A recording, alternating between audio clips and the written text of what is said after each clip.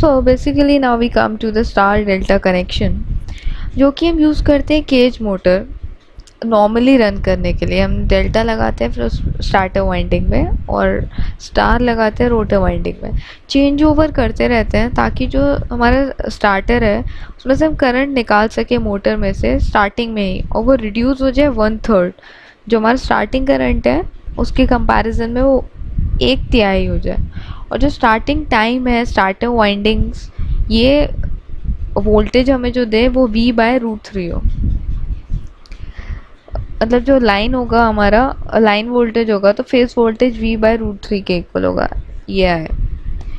उसके बाद फिर we come to auto transformer starting. इसमें क्या करते हैं हम, तीन तरह की हमने स्टार्टिंग मेथड्स डिस्कस किए हैं। एक तो डेल्टा स्टार और डायरेक्ट लाइन, और ये तीसरा ऑटो ट्रांसफॉर्मर। ये हमारा इसका स्टार्टिंग करंट जो है लिमिटेड है 3 फेज ऑटो ट्रांसफॉर्मर के लिए, ताकि जो इनिशियल स्टार्टर है वो हमारा रिड्यूस हो चुके हैं। जो जितनी भी हम टैपिंग्स यूज़ करते हैं वो हमें प्रोवाइडेड होती हैं।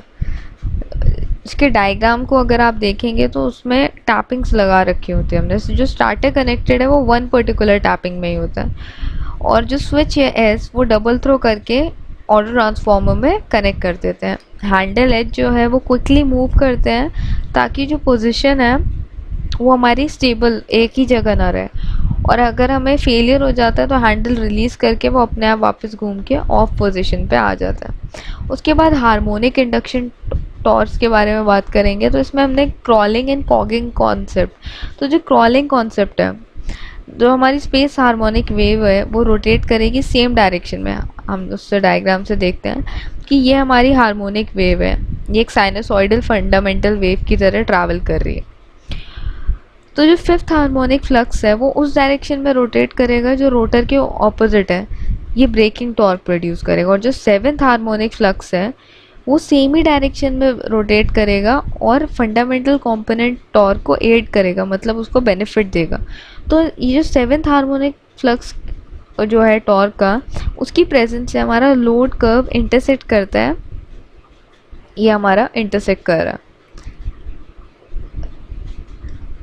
और यहाँ से हमें लोड कर्व मिलता है। तो इसके बाद जो हमारा सेवेंथ है वो नेगेटिव स्लोप से मैक्सिमम और मिनिमम पॉइंट रिजल्ट करता है। तो मोटर की जो टेंडेंसी है उस स्पीड पे रन करने के लिए एज इतनी कम कि 1/7 नॉर्मल स्पीड के, और वो पिक नहीं कर पा रही है हमारी नॉर्मल स्पीड को, इसको हम क्रॉलिंग कहेंगे। एक और बार हम सुनते हैं कि जो मोटर की टेंडेंसी है नॉर्मल जो स्टार्टर की स्पीड है उसकी 1/7 पे रन करने की, इसको हम क्रॉलिंग कहते हैं। मतलब ये मोटर जो है धीरे धीरे काम कर रहे हैं, इसको हम रिड्यूस कैसे करेंगे, by the use of a coded winding. Cords जो होती हैं, कॉर्डेड कर दें उसको वाइंडिंग्स में लगा के, तो क्रॉलिंग उससे कम हो जाएगी। दूसरा हमारा फिर आता है cogging and the magnetic locking. ये केसेस तब होते हैं, कभी कभी ऐसा होता है कि हम पूरी सप्लाई देते हैं तब भी मोटर स्टार्ट नहीं होती। तो होता क्या है, जो हमारे स्टार्टर एंड रोटर स्लॉट्स हैं वो या तो इक्वल होते हैं या फिर इंटीग्रल रेशियोज में होते हैं, तो वो एकदम से आपस में लॉक हो जाते हैं। इसमें स्ट्रॉन्ग अलाइनमेंट फोर्सेस भी होते हैं जिससे हमारी ऐसी टॉर्क प्रोड्यूस होती है। तो reluctance of magnetic path minimum हो जाता है जब वो एक दूसरे को फेस करते हैं। इसको एलिमिनेट करने के लिए हम कभी भी इक्वल नहीं करते या फिर एक ही रेशियो में नहीं रखते, और ये हम रिड्यूस करते हैं स्क्यूड रोटर के यूज़ से। 3 फेज इंडक्शन मोटर्स में इतना ही। सब्सक्राइब करना मत भूलेगा FB's expert tuts, YouTubes and Google plus पे। Thank you.